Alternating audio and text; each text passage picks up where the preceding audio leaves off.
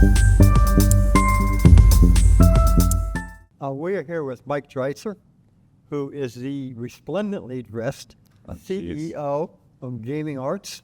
And Mike, always good to see you. Great to see you, Frank, and I've never been called that, so thank you, I think. Well, maybe you've never been resplendently dressed before. It's entirely possible. Mike, it's been a busy year. Give us an update on Gaming Arts, so what you've accomplished the past year and where you're headed now. Well, first of all, Frank, thanks for having me. It's always good to meet with you. The annual tradition of sitting down with Frank and talking about Gaming Arts. It's been a very busy year for us. We continue a very strong collaboration with Mercure.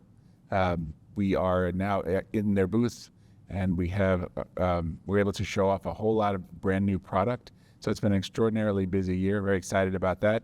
On the personnel side, we've added some great additions to the team, in particular Greg Colella, who now is our Chief Product Officer. Greg's been in the industry a very long time, has a wealth of knowledge and experience in product, as well as Scott Fried, our new VP of Sales. So all in all, it has been a busy time, but a worthwhile time, and we're very excited to show our customers and our distributors and partners of what we've been doing the last year. One of the questions that, is a natural one for a small company like yours, especially today when technology is changing so rapidly, and technology is so darned expensive, innovation is so darned expensive, is how do you at Gaming Arts stay atop all that technological change and innovation?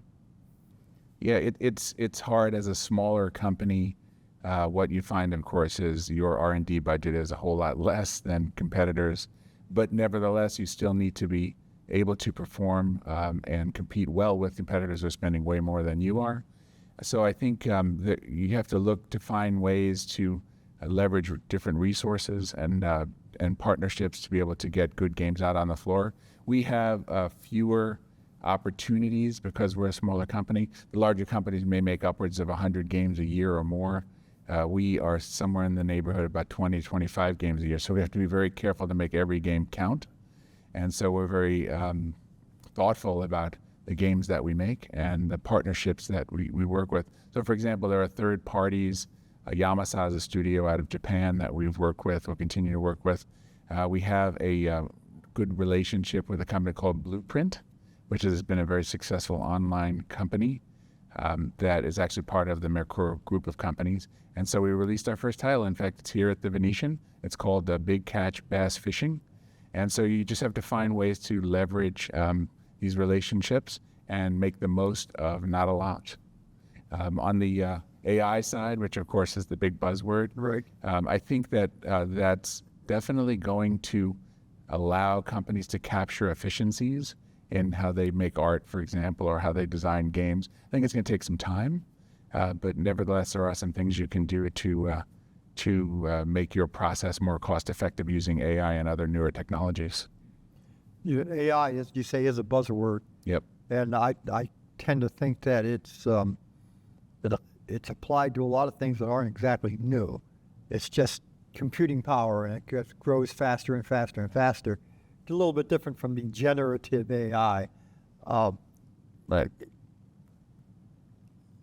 So in a way, what you're saying is that the computer power is just growing at, very rapid rate.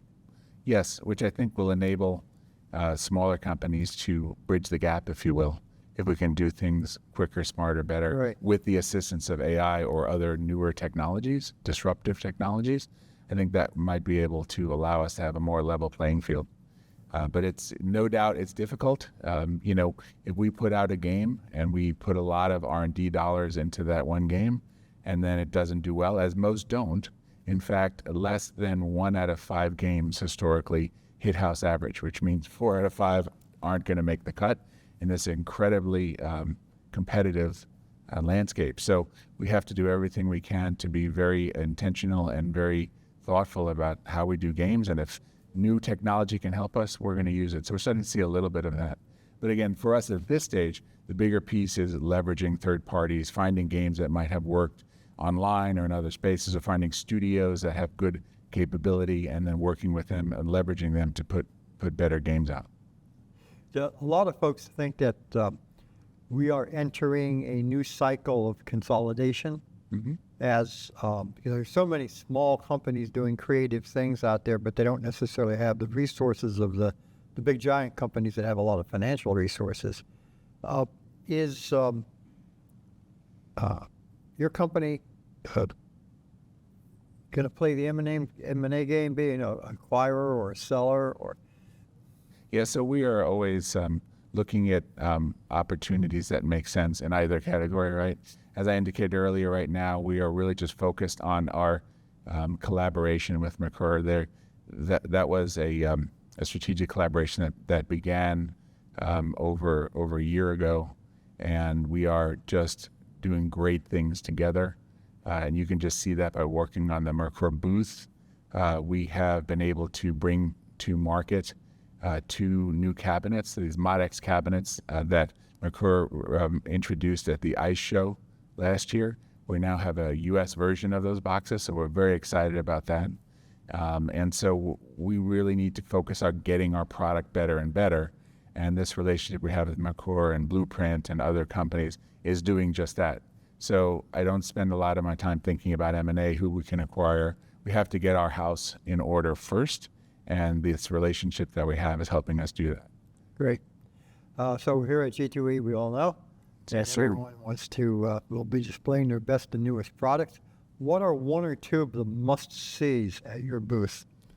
So on the hardware level, again, we have what we call the ModX US, which is the Mercure box that we've collaborated on. So just to have the 55-inch curved screen and the triple 32, just beautiful new boxes, that has really accelerated our program on the hardware side. On the game side, we have some pretty new games. The Big Catch Bass fishing game I mentioned, it's already been released in some markets. We have that here at the show. We have the next in the collaboration with Brian Christopher, the influencer. We did 1 game with Brian, had good success there. We've now done another, and we're showing that at the show. Brian Christopher's World Cruise. So those are some games that I definitely would implore folks to come check out. And then we have a new game called Lava Lock, which has been percolating for some time, but we finally released it. We didn't want to let it go until it was ready. So we're very happy to show that to folks here. And I can say the show floor seems very, very busy just from the early part of day 1. And we have had a lot of customers and interested parties and partners come through and see those games that I mentioned and more. So it's a very exciting time for us as we move forward. And we are really, really focused on the product. At the end of the day, that's what matters most. So people talk about buzzwords, M&A, this, that, and the other. It has to be about the product and really obsession with getting the product right. So we believe these games will demonstrate that. You mentioned Lava Lock percolating. It kind of creates an image, doesn't it? Yes. There you go. I hadn't thought of that, but that's quite accurate. Yes. Anything else you'd like folks to know about gaming arts? Yeah, I mean, we are a company that, of course, on the smaller side, historically have been, for those who don't know, a bingo and keno company, beginning in 2019, right before the pandemic. We got into the slot business, which wasn't great timing because things were, of course, very difficult then. But we have now emerged and really put a focus on the slot business. So we encourage folks to try us that haven't tried us. There are many doors that we still haven't knocked on across the jurisdictions, right? The U.S. has very many places that still have not had experience with the gaming art product. So we invite people to come to the Mercure booth, check out gaming arts, try us out, and we believe they'll be very happy with what they see. And the other piece too is, now with the collaboration with Mercure, we're very much here to stay. They have been, as I indicated, an excellent partner. So there's a lot of staying power here. We're going to continue to grow our library, and we have a very exciting roadmap, and we look forward to people giving us a chance on the slot floors all across North America. Great overview. Thank you, Mike. Thank you, Frank. Appreciate it as always.